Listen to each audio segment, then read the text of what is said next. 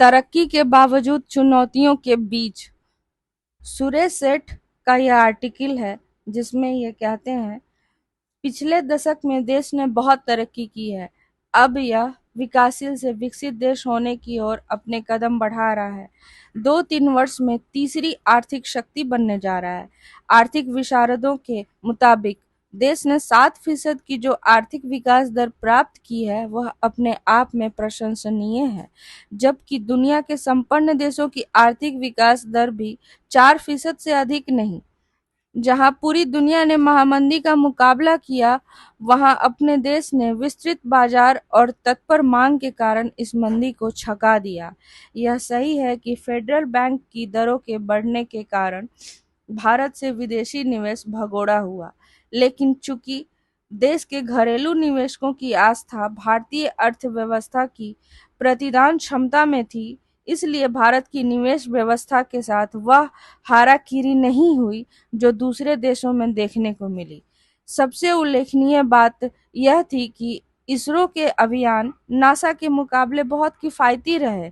यह गर्व का विषय था कि चांद के दक्षिणी ध्रुव पर भारत का चंद्रयान उतरा, जबकि रूस का अभियान पूरी तरह विफल रहा। अब भी इसरो की अंतरिक्ष यात्रा योजनाओं और सौर अन्वेषण अभियानों को व्यावसायिक तेवर देने की कोशिश हो रही है और उम्मीद कर रहे हैं कि जल्द ही भारत इसके बल पर विनिमय दरों में अपनी मुद्रा के गिरते मूल्यों को संभाल सकेगा। मगर इन सभी क्षितिज पर उभरते आर्थिक विकास के नए इंद्रधनुषों के बावजूद कुछ बातें हैं जो काले बादलों की तरह इस नभ पर उभरी हैं। आज वे भले हमें तरक्की का संज्ञान दें, लेकिन कल को वही हमारे देश के लिए गले की फांस भी बन सकती है। देश तरक्की कर रहा है, आधुनिक कारोबार में मजबूती आ रही है, हम एक निर्यात आधारित अर्थव्यवस्था बनाने पर का लक्ष्य पाल रहे हैं, लेकिन देश की घरेलू शुद्ध बचत में 2020-21 के बाद से लगातार गिरावट आ रही है।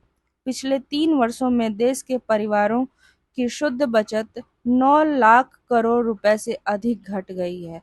इस समय यह केवल 14.16 लाख करोड़ है।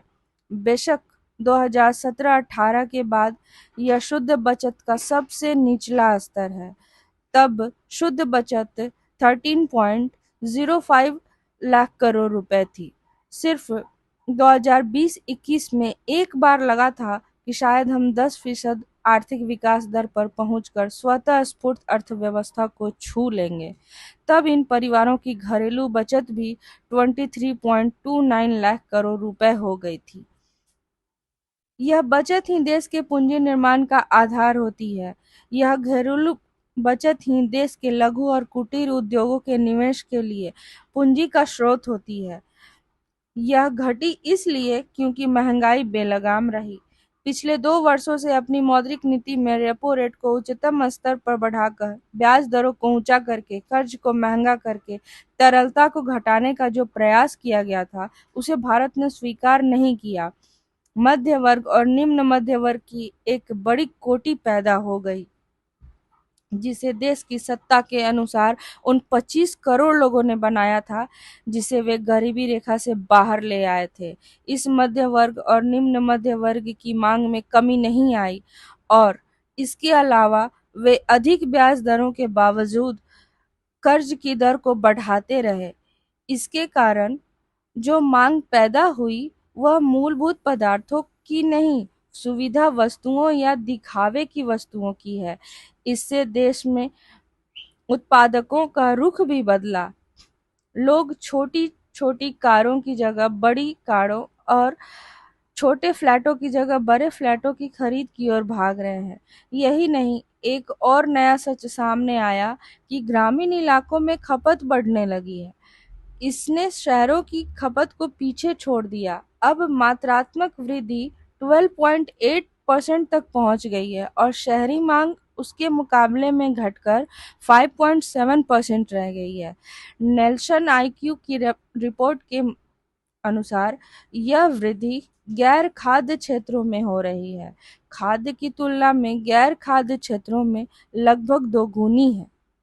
खाद्य क्षेत्रों में होती तो देश फसलों का फिनिश्ड उत्पादन बढ़ाने के लिए निवेश की ओर जाता, लेकिन यहाँ भी एक नया मध्यम वर्ग पैदा हो गया था जो सुविधा जनक वस्तुओं की मांग कर रहा था। एक साल में हमारी बचत 17% घट गई।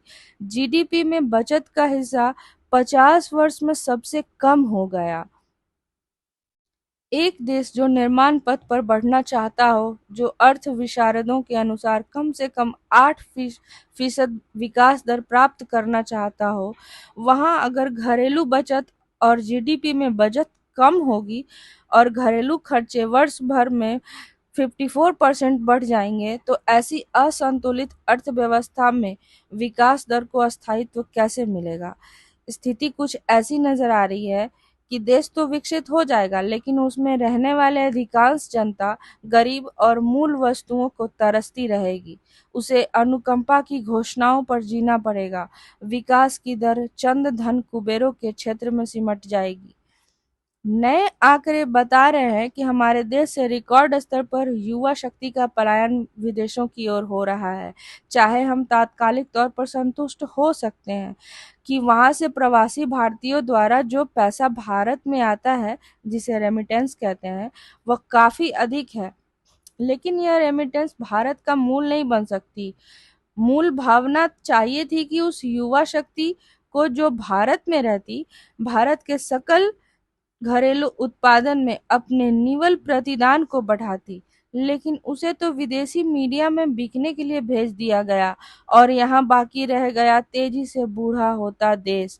फिलहाल विकास के आंकड़े उसे गर्वित कर सकते हैं, लेकिन अगर देश की युवा शक्ति, जो देश की कुल कार्यशील आबादी का आधा भाग है, वह देश के नवनिर्माण में ही नहीं जुटेगी और उसके गांव में लघु और कुटीर उद्योगों की स्थापना अपने पलक पावड़े नहीं बिछाएगी, तो उससे अधिक देश की तरक्की के क्षितिज पर काले बादलों का उमड़ना और नहीं हो सकता।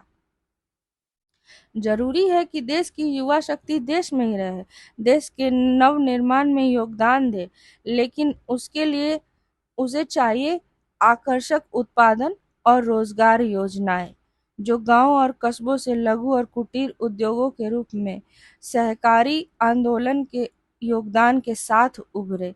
लेकिन पिछले कुछ भ्रष्ट अनुभवों के कारण न तो सहकारी आंदोलन देश में पनप पा रहा है और न ही लघु और कुटीर उद्योग। इसी कारण एक तरक्की करता हुआ देश अधिक से अधिक बेरोजगारों का देश बनता जा रहा है, जिसमें महंगाई ने उसके बखिए उधेड़ दिए हैं और भ्रष्टाचार उसके सिर का हर साया छीन रहा है।